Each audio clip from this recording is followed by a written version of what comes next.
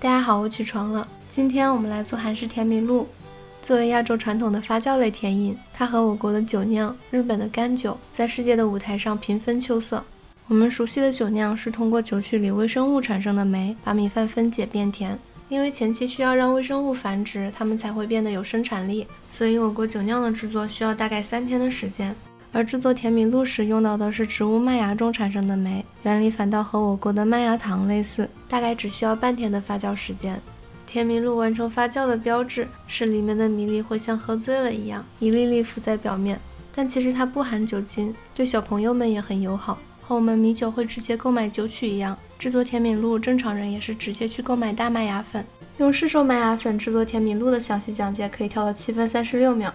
那不跳的你，我们要一起干嘛？上期自制麦芽糖我们一起发了小麦芽，所以这期我们接着发大麦芽，看能不能自制麦芽粉，从头开始做甜米露。其实大麦和小麦发芽后工作原理一样，只不过苗条的大麦比较保守，到哪都穿着衣服。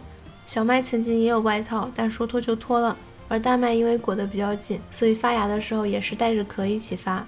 正因为带着壳，打碎发酵后的大麦残渣比较容易被过滤出来，也因此比小麦更常见的被用于食物的糖化和发酵领域。那我们现在开始发大麦芽了，把大麦泡水，瞬间一股灰尘与谷物混合的气味喧腾而起，非常久违。等它喝饱水分后，再转移到滤网上，顺便挑出长相可疑的麦粒。剩下的种子每天保持湿润，它就会冒出芽来，越长越高。我同时也发了盆小麦芽来对比，因为带着壳的原因，密度小的大麦显得发量有些稀疏。两种麦芽仔细看起来并没有太大的区别，但嚼起来就不太一样了。大麦的种粒咬开能感到一种淀粉感，口感不太好，连着绿色的麦芽一起嚼，没多久就会有一股苦味。而小麦芽上期有朋友跟我说，嚼起来像泡泡糖，尝起来真的略微有点黏黏的，而且连着麦芽一起有股甜味。不过没一会儿就觉得这个甜味不是很正常，而且一时半会消失不了。虽然口味不同，但它俩的糖化原理是一样的。接下来我们把发好的大麦芽拔出来，再把它们洗干净。吸取上期的经验，我买了个食物风干机，一切安顿好后，照旧我们处理一下边角料。捣鼓麦芽的这1个月以来，群众演员们的幸福指数都特别高。风干的过程依旧经历了2天。把干燥后的大麦芽打碎后，和买来的对比一下效果，它研磨的颗粒更大一些，颜色偏白。我的这份打得更碎的麦芽粉泛着一股坚强绿。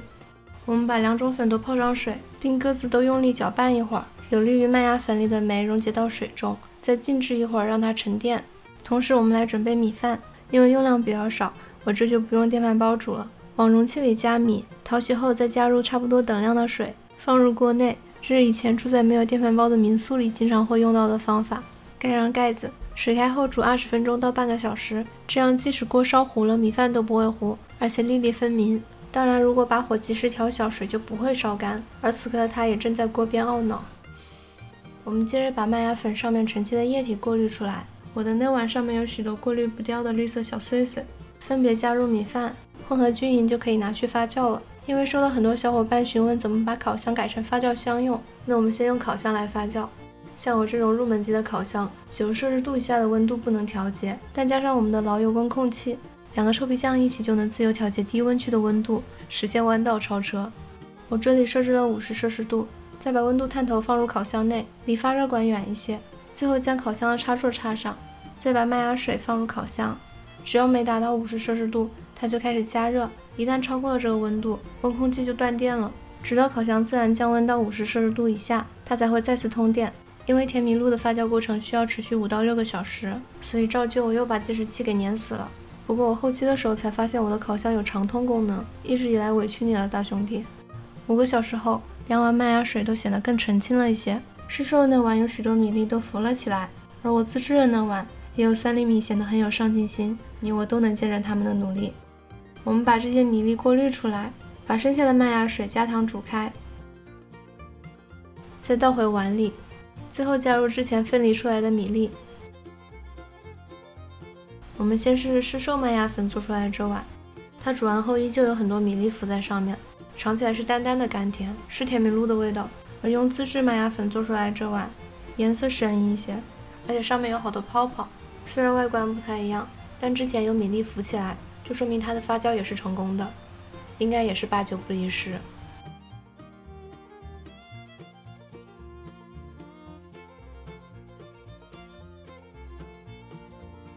呵呵。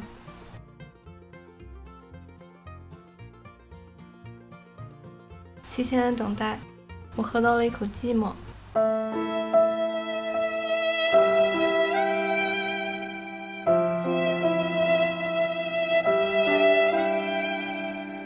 它不是没有甜味，但它喝起来更像茶，因为有股特明显的苦味。我突然明白上期制作麦芽糖时，古人为什么强调麦芽一定要闭光生长。当时还在犯嘀咕，小麦芽见光与否，做出来的糖差别并不大啊。其实他们说的不是小麦，而是大麦。见光后绿色的大麦带有苦味，并且会让糖化的食物也变苦，所以喝到的苦味应该来自于它晒干的绿色的芽。买到市售麦芽粉肯定是去掉这些芽和根。而在我冷静地摘了一下午的麦芽后，想通了不少东西。我国麦芽糖的制作习惯用新鲜麦芽，等它长得比较长、活性最强的时候，连根带芽整株一起用。而在不同的地域与国度，人们会利用不同形态的麦芽。欧洲的德国、捷克、比利时，一些利用麦芽酿造啤酒的国度更习惯用干麦芽，不过他们会趁麦芽更短的时候及时将它风干，这样干燥速度更快，也更容易去除不需要的芽和根。韩国制作甜米露和辣椒酱时都会用到的麦芽粉，应该也是这种比较短小的麦芽，不然等它发了这么长再去芽和根，真的会累死。攒齐了小半碗，粒粒皆辛苦的去芽麦粒后，依旧是把它打成粉再用，还是和市售的麦芽粉以及轻松去掉芽和根的短芽麦粒打成的粉一起，再次发酵了一批甜米露。几个小时的发酵后，市售麦芽粉的那碗米粒最先浮了起来。右边2碗自制的麦芽粉可能因为风干的效率太低，活性没有市售的强，但多给点时间，碗里的米粒最终也都浮了起来。这次没有了苦涩的味道，自制麦芽粉终于也成功的做出了甜米露。不过如果大家有需要，还是直接去买吧，毕竟市售麦芽粉是韩国的大宗商品，工业化的生产让它的售价也并不贵，相比于自制还是方便太多了。上期自制麦芽糖时，我们都惊讶于晒干的麦芽打碎后能让食物变甜的功能。其实类似的产品，相同的功效，或许在他国的文化里很早就找到了答案，只不过它们应用于不同的食物或者不同的领域。干麦芽粉虽然没有我们新鲜的麦芽活性强，但因为利于保存，它能糖化食物的神奇功能，反而更广泛的被人们所利用。最后我们拿市售的干麦芽粉，用最经典的电饭煲做法，详细的做一次甜米露吧，我会尽量讲的比较仔细。找一个大一点的容器，往里头加入麦芽粉。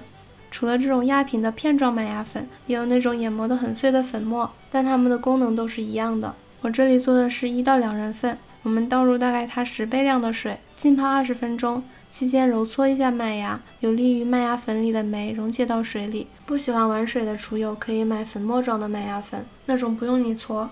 等麦芽粉充分吸水后，将它们过滤出来，拧干。过滤出来的液体需要静置2个小时左右，直到它充分沉淀，并且感到内心平静。这个时候我们去煮饭，因为时不时会收到朋友们留言，为什么我不淘米？主要是内胆拿走了，里面就乌漆八黑的。但我以性命担保，淘米我又怎么可能会忘记呢？淘完米后，往里面加水，准备煮饭。这头阅米无数的电饭煲表示从来就没煮过这么少的饭，并建议各位家中有剩饭的，请直接使用剩饭。接着我们再把麦芽水上层清澈的液体倒入电饭煲，留心不要把下面的淀粉倒进去。再用饭勺撩拨撩拨锅底的米饭，让它们保持粒粒分明。最后开启保温档，让它们发酵4到6个小时。在此期间，米饭里的淀粉逐渐被麦芽里的酶分解，许多米粒都情不自禁地飘了起来。这个时候就可以把米粒过滤出来，洗去它表面多余的淀粉，再单独保存。这样之后再把它加入水中时，它还会乖乖地浮在表面。剩下的液体尝起来有和制作麦芽糖是一样的甜味，但因为浓度很小，所以非常非常淡。我们需要额外加糖，调整甜度。因为是夏天，所以我加的是冰糖。把它煮开的同时撇去浮沫。我们刚刚及时把米粒分离出来，正是因为如果米粒混合着一起煮，浮沫就会跑到米粒里去，颜色就不太好看。煮好的麦芽水大概有2矿泉水瓶的量。不怕凉的小伙伴可以拿去冰镇或者冻成沙冰，但我已经过了这个年纪了。甜米露和它的颜色一样，口感淡淡的，特别柔顺，加上一勺米粒，有点像我们的酒酿，可能是喝惯了酒酿。因为甜米露发酵的气息很薄，个人而言感觉味道稍微有点单调。不过点睛之笔是加了几粒松子，入口时漂浮的米粒混合着几颗气味清新的坚果，喝起来顿时就感觉妙不可言了。